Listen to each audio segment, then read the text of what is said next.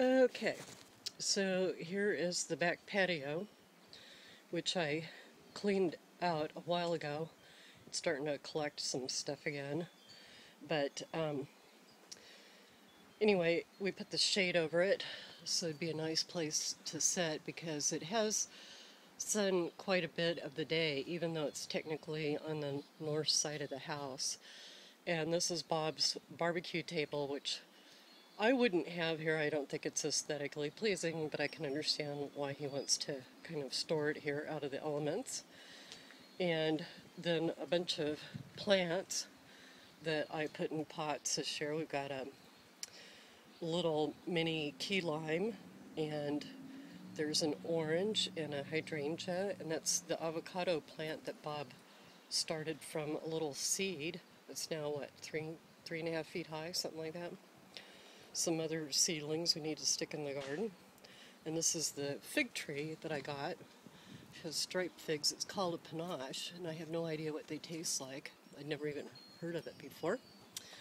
And then the plums are falling from the neighbor's plum tree, and unfortunately they don't taste that great, so we end up just throwing them away, which is too bad. There's a bunch of them.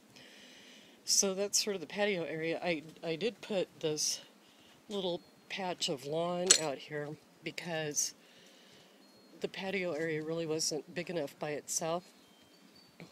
So I used the lawn to kind of extend it, but unfortunately there's a broken pipe under this patio, the concrete, and we'll have to tear it up at some point to get to that pipe, which is just as well. It needs to be redone anyway. But I wanted something cheap out here since we were going to tear it up anyway. So that's why I put the lawn out here. And there are a few things that I dug up not too long ago. Not the plums, of course, but these little bottles and other pieces of junk I found back there. Big old iron. What is that? Like a big old giant iron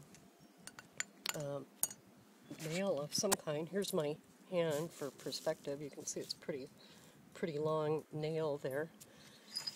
And a fork and some piece of children's toy. Looks like a piece of a jet plane.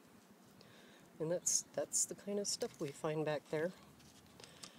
So that is sort of the backyard garden tour.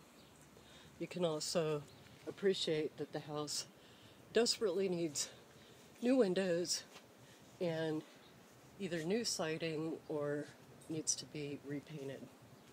And I don't like the color, so if we ever do that, it'll be a nice light color of some sort.